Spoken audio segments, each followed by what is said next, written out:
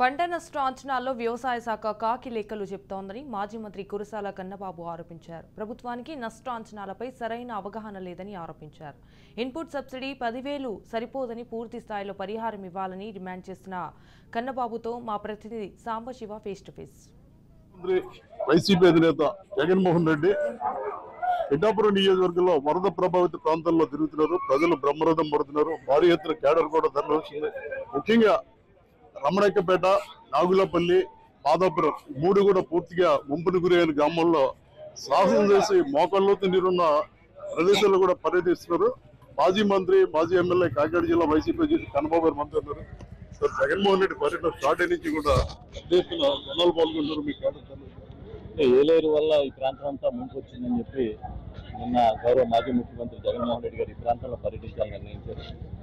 అప్పటికప్పుడు నిర్ణయం తీసుకుని సాయంత్రం ఆకస్మిక పర్యటనగా దీన్ని అన్ని చోట్ల నుంచి ప్రజలంతా పెద్ద ఎత్తున వచ్చి ఆయన కలుస్తూ ఉన్నారు. ఆయన ఓటమి ఇలా జరుగుతుందని అనుకోలేదని బాధ వ్యక్తం చేస్తా ఉన్నారు. ఈ వరద ప్రాంతంలో వాళ్ళు ఎదుర్కొన్న సమస్యలు ఆయన చెప్తున్నారు. తప్పకుండా ప్రభుత్వం ప్రతి ఒక్క వరద బాధిత కుటుంబాన్ని ఆదుకోవాలనేది మా గౌరవ మాజీ ముఖ్యమంత్రి జగన్మోహన్ రెడ్డి గారి ఆలోచన. కేవలం తాత్కాలికంగానే కాకుండా శాశ్వతంగా కూడా దీనికి సంబంధించిన పరిష్కార మార్గాలను తీసుకోవాలని చెప్పి కూడా మేము పార్టీ తరఫున డిమాండ్ చేస్తాను. ప్రతి కుటుంబాన్ని ఆదుకోవాలి. ప్రతి కుటుంబానికి అవసరమైన ప్రతి సాయాన్ని కూడా ప్రభుత్వం తక్షణం అందించాలని. ఇళ్ళకి 10,000, ఎకరానికి 10,000 ఇన్పుట్ సబ్సిడీ అంటున్నారు. అయితే మీకు అవసరం తెలుసు, అగ్రికల్చర్ మీద చేశారు. ఈసారి ఇప్పటి వరకు ఖరీఫ్ కు సంబంధించి క్రాప్ ఇన్సూరెన్స్ చెల్లించలేదని ఇన్సూరెన్స్ అవును, క్రాప్ ఇన్సూరెన్స్ చెల్లించలేదు. ఈ క్రాప్ కూడా అయ్యింది లేదు, తెలియట్లేదు. అసలు రేపు ఎన్యూమరేషన్ ఏ విధంగా చేస్తారు, ఎవరు పంట వేసింది, ఎవరు వేయలేదు అనేది ఎలా తెలుస్తుందో కూడా అర్థం కాని పరిస్థితుంది. పూర్తిగా ప్రభుత్వం ఒక నిర్లక్ష్యమైన ధోరణితో ముందుకెళ్ళింది. ఇవాళ రాష్ట్ర వ్యాప్తంగా జరిగిన భారీ వర్షాల వల్ల కానీ, వరదల వల్ల కానీ ఇంతమంది చనిపోవడం, ఇంతమంది నష్టపోవడానికి కారణం ఏంటంటే ప్రభుత్వం నిర్లక్ష్యం.